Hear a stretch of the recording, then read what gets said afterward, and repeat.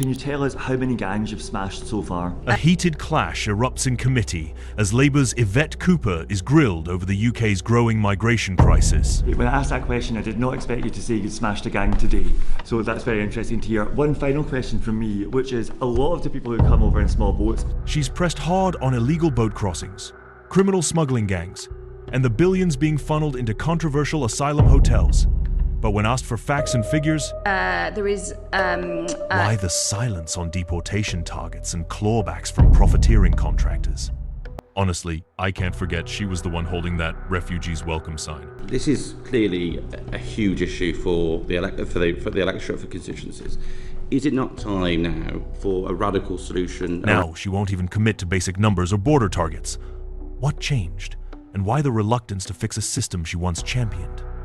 Is she afraid of losing votes? Or has she finally realised the scale of the problem she helped create? Home Secretary, 10 years ago we didn't have small boat crossings, but now they're one of the biggest challenges your department faces. What's changed in the interim is we don't have the Dublin system. There's no mechanism for the Home Office to send back people to European countries where they should be. So my question is, are you looking at ways to work with European countries to strengthen that? And can you tell us how many gangs you've smashed so far?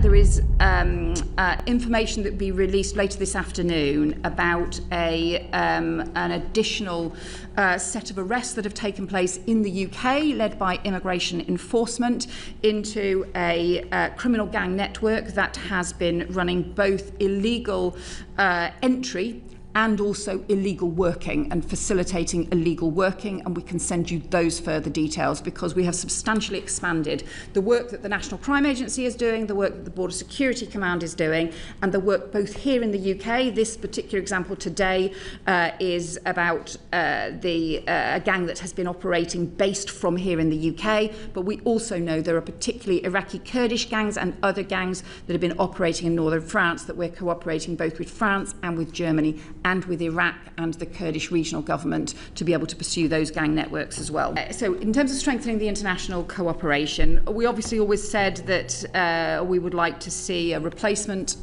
for the Dublin scheme and to recognise the impact of that. And it is something that there is evidence of people who arrive in the UK raising that as being a factor for them. But look, nobody should be making these dangerous boat crossings. They do undermine border security, they put lives at risk, and it was completely unacceptable, the numbers that we saw on Saturday, but also the continuing nature of the problem.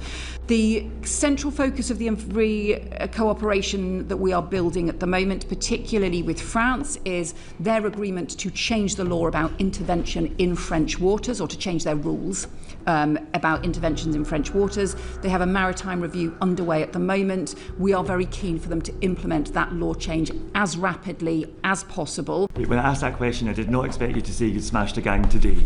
So that's very interesting to hear. One final question from me, which is a lot of the people who come over in small boats end up in these asylum hotels, which are so controversial. They have cost the Home Office £7 billion over this contract. They are creating huge issues in local communities, and it's actually quite difficult for some asylum seekers themselves.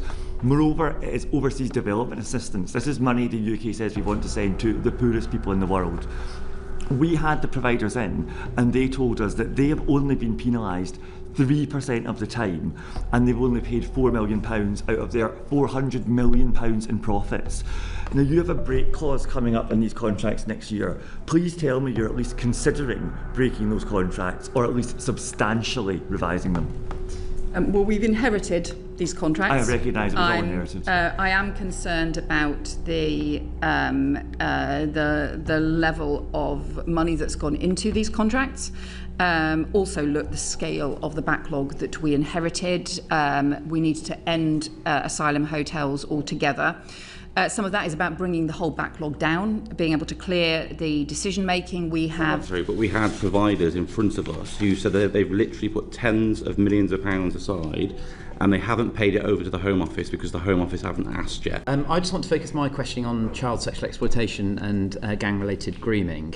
Home Secretary, last month I met with your colleague, the Safeguarding Minister, alongside a leading child abuse lawyer, David Greenwood, who has acted on behalf of many of those victims and survivors of the Rotherham cases. And we presented a dossier to your department which outlined that they're concluding that there is potentially tens of thousands of children across Keighley and the Bradford district that have been exploited going back to the 1990s. And I hope that this has made it to your desk. And despite growing calls for a local inquiry, the dossier also listed the documented refusals that we've had at a local authority level and indeed across the mayoralty as to the fact that we should not have a local inquiry, which is deeply concerning to me. So the questions I've got is, are you worried about the situation in the Bradford district, and does it not set off alarm bells to you that local leaders in Bradford were rejecting the prospect of a local inquiry within hours of your statement that you gave to the floor of the House in January, well before they would have had time to read the contents of your announcement, indeed analyse it properly? Yes, I know that the Safeguarding Minister has met with you, and thank you for the information and evidence that you've provided.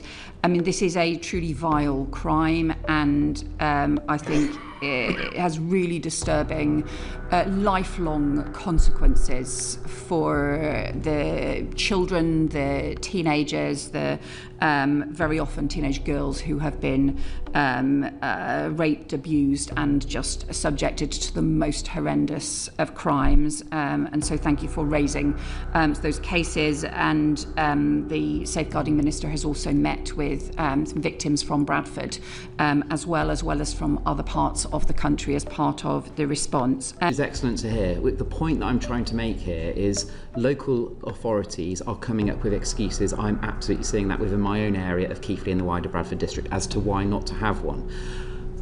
Will it be the case where we have local authorities that refuse to put themselves forward to be having an inquiry, that you, as using your powers as the Home Secretary, will step in? Because why on earth are we allowing it to be a voluntary approach at the moment, which is effectively allowing local authorities to mark their own homework? So will it be the case, if Bradford Council continue to refuse, that you would step forward and make Bradford Council get behind your calls for a local inquiry to take place?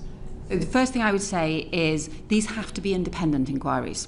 So these can't be inquiries that are done by local authorities. They have to be independent inquiries, and it's only independent inquiries that we will provide funding for. That's what happened with the Telford inquiry. Although it was initiated by the local authority and local organisations, it was then conducted independently. That is crucial. So, what do you reckon? Political spin or a deliberate smokescreen? Drop your thoughts in the comments, and if this opened your eyes, like the video, share it far and wide, and subscribe for more.